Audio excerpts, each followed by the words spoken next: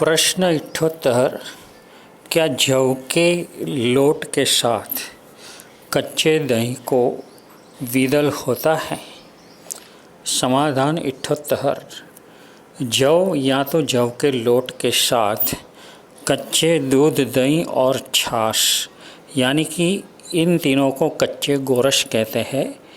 तो ये कच्चे गोरस यदि हम जौ या जौ के आटे के साथ खाते हैं तो कोई भी विदल नहीं होता है। इतना ही नहीं, गेहूं का, चावल का आटा, बाजरी का आटा, ज्वार का आटा, इन किसी के साथ, और मक्का का आटा, इनके किसी के भी साथ कच्चे गोरस को यानी कच्चे दूध, दही, छाछ को विदल नहीं होता है। कठोल जितने हैं, कठोल की जितनी भी दालें हैं और जिन हरे साग भाजी में से कठोल बनते हैं, उन सभी के साथ कच्चे गोरस को यानी कच्चे दूध, दही, छाछ को विदल होता है।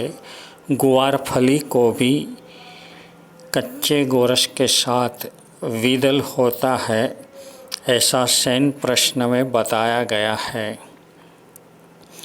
तो विदल का मतलब ये है कि कच्चा दूध, दही, छाछ यदि कोई भी कठोल को मात्र छू गया तो उसमें तुरंत ही त्रस जीव की, यानी कि कम से कम त्रस जीव में बेइंद्रिय जीवों से शुरुआत होती है। और कई जगह पर बेइंद्रिय शब्द का भी प्रयोग है और कई जगह पर त्रस जीव ऐसा शब्द का प्रयोग है।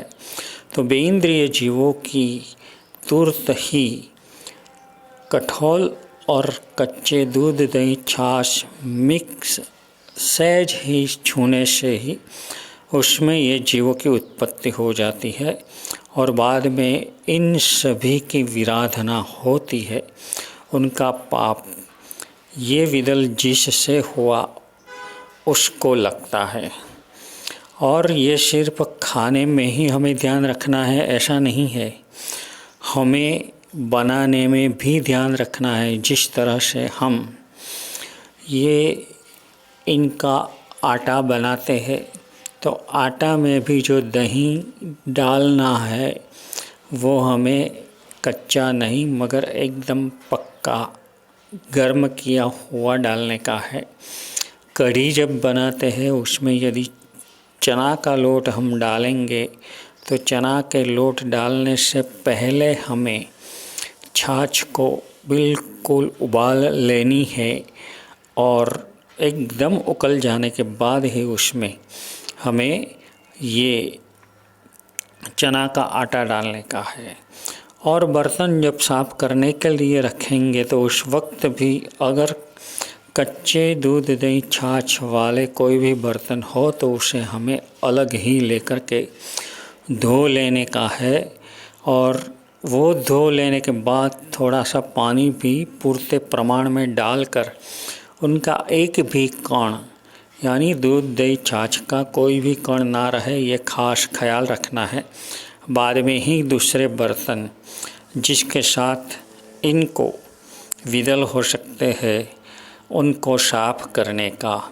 इसलिए हमें सिर्फ खाने में ही ख्याल रखना है ऐसा नहीं है, ये सभी चीज़ों में भी यानी कि रसोई बनाने में, रसोई बन जाने के बाद के जो बर्तन है उसमें और बर्तन साफ़ करने में, ये सभी जगह पर हमें ये विदल न हो जाए उनका खास ख्याल रखने का है।